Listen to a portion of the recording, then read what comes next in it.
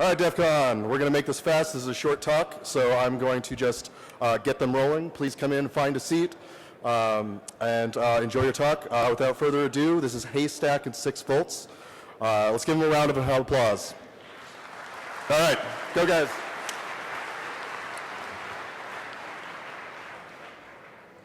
Hi there, I'm 6 volts. And I'm Haystack.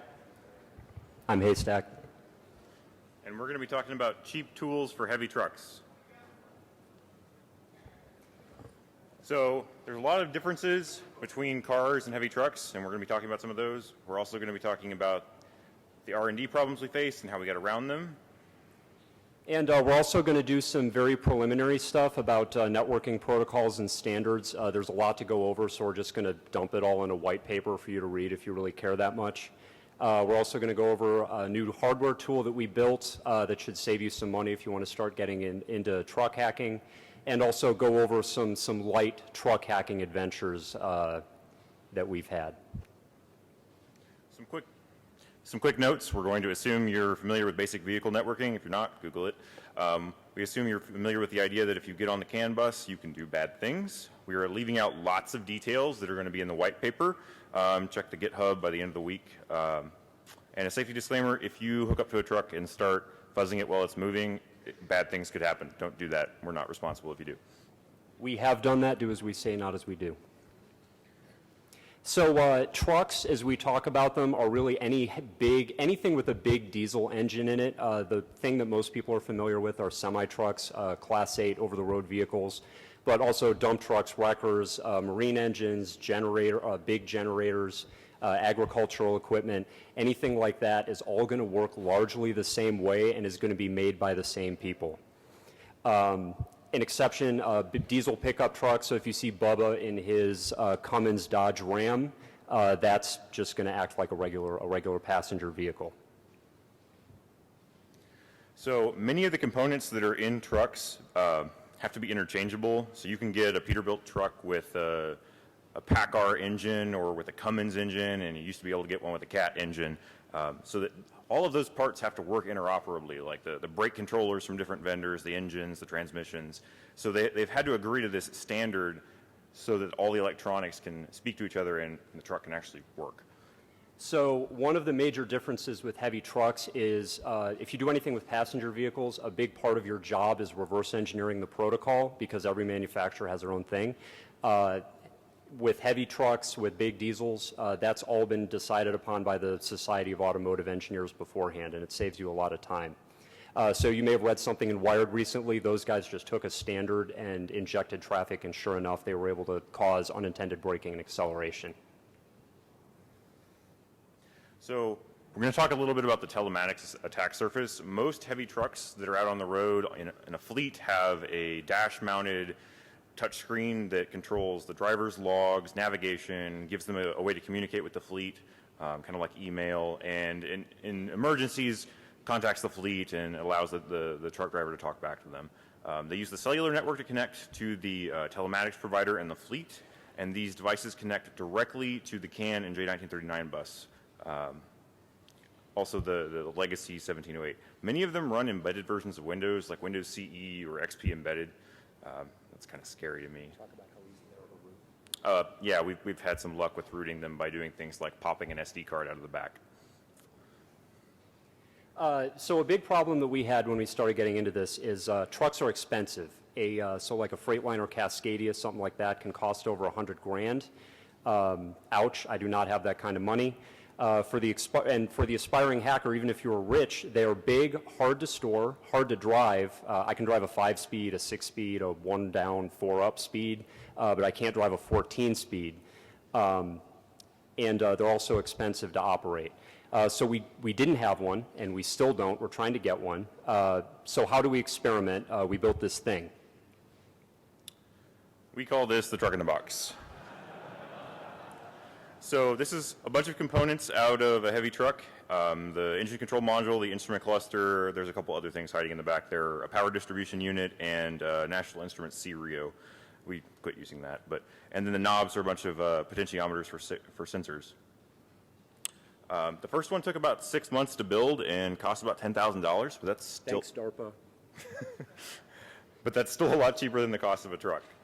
Since then, we've built over a dozen of those full-size ones for different trucks and engines. We later compressed the concept into the size of a circuit board, but that's not pretty, so we're not going to show it off. So the concepts of the truck in a box, we wanted to recreate the vehicle networks, including J1939 and J1708. J1939 is built on CAN. J1708 is kind of RS485. It's similar to J1850. It also fakes passive sensor signals. So usually oil pressure sensors and temperature sensors and things are just, they just measure voltage or resistance, and ECMs, the engine control module, tends to freak out if those things aren't present. So we're just trying to keep it from freaking out. Some of the more complicated signals are things like the accelerator pedal and the way the vehicle measures its road speed. This is a tone ring that's on the back of the tail shaft underneath the truck.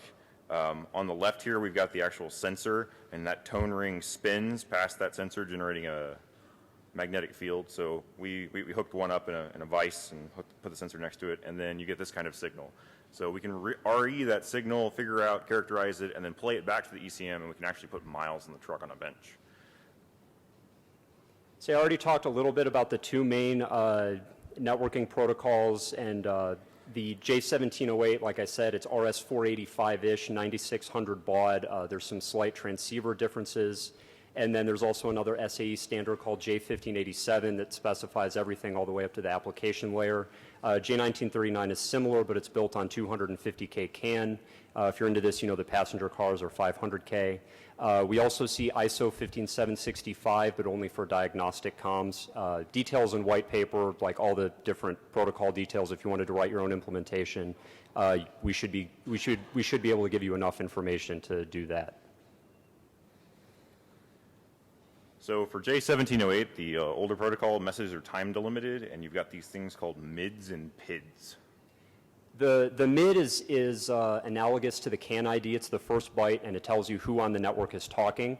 And the PID comes right before any data in a message, and it comes, so PIDs and data come after the mid, and unpacking those PIDs and the data is how you figure out what messages say.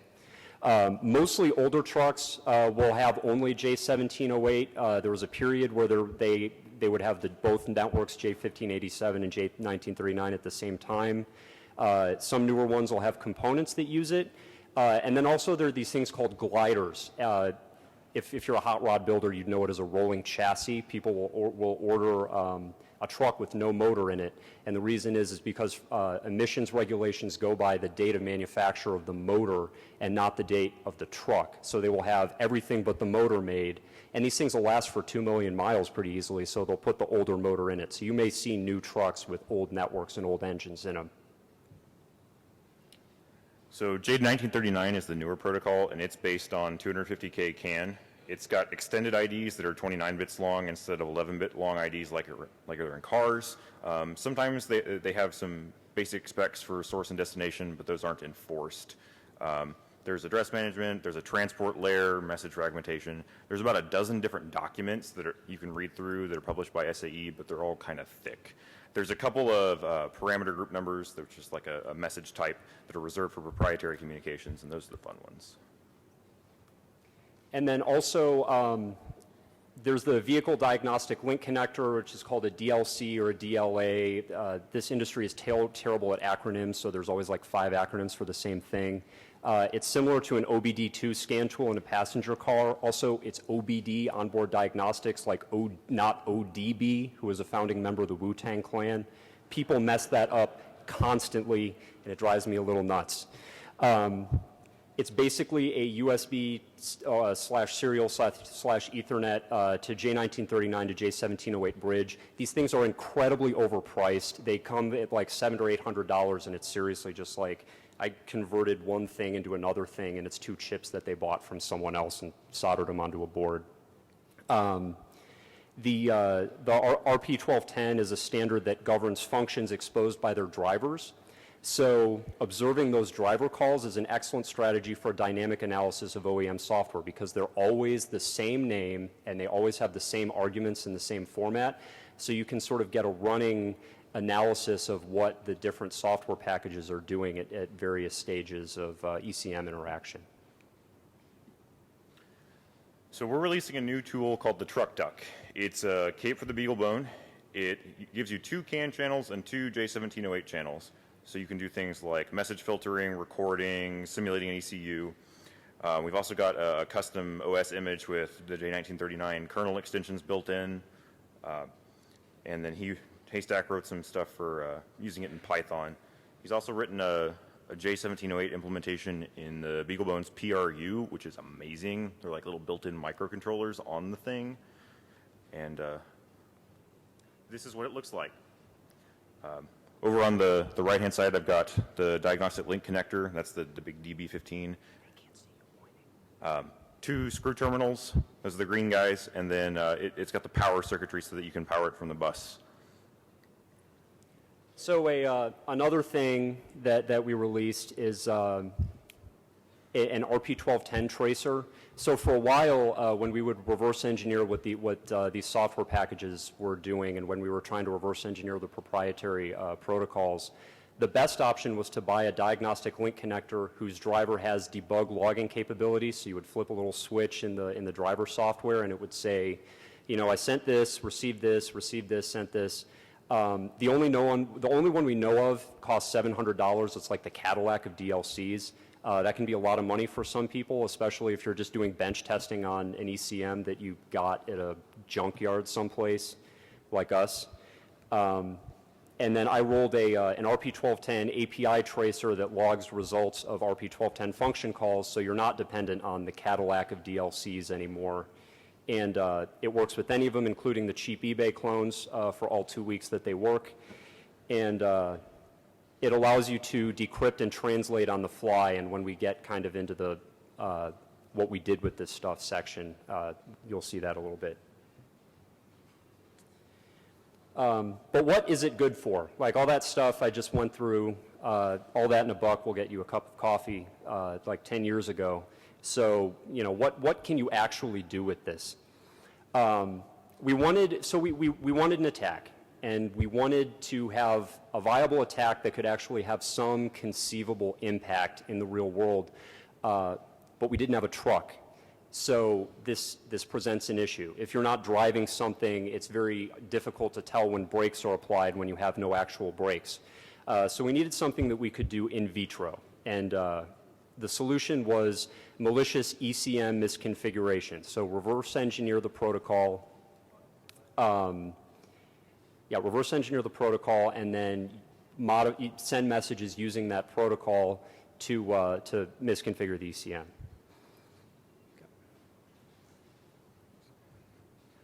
So most of the parameter configuration is done over proprietary protocol extensions. We promise not to give too many specifics out so that you can't do very bad things to trucks that are on the road, because that would be pretty dangerous. We're going to give a demonstration of what is possible with the truck duck and the API tracing. So this is some proprietary traffic. You can see the messages here. I'll point, you talk. So we can see the FE there in the middle. That indicates that this is a proprietary message, and that's what you really want to look for. And the message down at the bottom is just something regular floating across the bus. So initial notes from analysis of this protocol, the same process, clicking the same buttons in the software yielded different network traffic every time. So this stuff was actually obfuscated / encrypted, which is kind of unusual. A lot of the different manufacturers, including newer ECMs, this was a very old one, they're not encrypted or disguised in any way. Messages that appear to do the same thing are the same length, so it's not too obfuscated. No one's like padding to a block length and then doing stuff. It's simpler. And this is where I yada passed a bunch of static analysis I did with .peek and IDA, because this is DEF CON and I don't want to try to teach pros how to use .peek and IDA. So after doing static analysis, I figured out what the bytes after the first 3 are. The first 3 are specified by SAE. The first byte First byte is the source. The second byte says, hey, this is proprietary and it's interesting. The third byte says this is the destination. In this case, this is the DLC talking to the engine. This next code is proprietary, and that's a security setup. And then this low nibble over here on both ends, these are kind of degenerate keys. There's obviously not a whole lot of entropy in a 4-bit key, but that's what they got. And so they pre-share that in order to carry out the rest of the protocol. So then I found other command codes. So this high nibble, F was the security setup, D is an encrypted write, C is an encrypted read, and then E is an encrypted read-write response. So no matter if it's responding to a write or a read, it's going to be, that's going to be the format of the reply. The low nibble is the message code, and then there's this little formula where you take the pre-shared 4-bit super high entropy key, add it to the code in the message mod 4, and it indexes into a character array that's buried in a DLL someplace. And then you just XOR it with everything. So it's XOR encryption made slightly less bad. So then after we decrypt it, I modified the RP1210 API tracer to decrypt all this on the fly. And then the pattern became a lot more comprehensible. You can see that it's just a very standard call and response type protocol where you have a PID, and then it says, hey, 60, I want to see that, and then you get a bunch of ASCII characters. I'd have to look up what that is, honestly. And so what could we do with this? So now that we have this degenerate encryption algorithm and we know the PIDs and we can trace this stuff, if we get on the bus, we can set parameters in the ECM. So the one that we chose was a hard vehicle speed limit. So the governors in heavy trucks are just a byte that you write. And so we thought, hey, wouldn't it be cool if you just froze a semi-truck at only being able to go 30 miles an hour? But that's still kind of boring, because if you can get on the bus physically, if you can get physical access, you can just cut the brake lines. You could compromise a telematics unit and then have it send these messages during a key on, engine off condition, but we wanted to do a little bit more. So then hijacking OEM software. Software is used in day-to-day operations of the fleet. We've talked about fleets being data hungry before. And as a result, they are pulling data off these ECMs after every trip in many cases. And that data, so they're always pulling this data. And so unlike with your passenger car, where unless you're throwing a check engine light and the dealership's putting it on a scanner, these things are interacting with software all the time. And so there are a lot of opportunities for things to change. So I repurposed the API tracer, so instead of just decrypting and logging things on the fly, modifying, re-encrypting, and writing. So let's see what that looks like. This is a screencast because showing the full ECM would give away the brand, and I'm really bad at video editing. Also, I'm very sorry about the free version trademark. This stuff is expensive, and this is on my own dime. Okay, so at the beginning, I started the kind of degenerate truck rootkit. I very artfully blacked out the manufacturer logo. This protocol is very slow, so I'm going to try to patter a little bit while it's getting set up.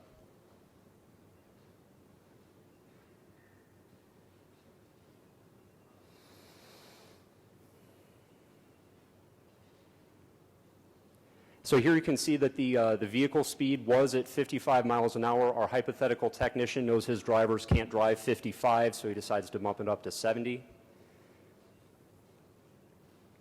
And as far as anyone can tell, that went fine. It was set to 70 miles an hour.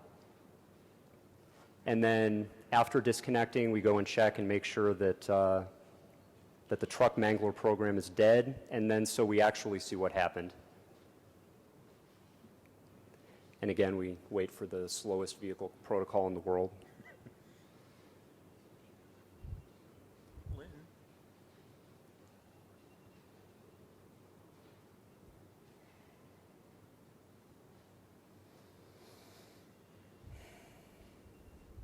for those who didn't hear the joke he made, Lynn is in fact very slow. But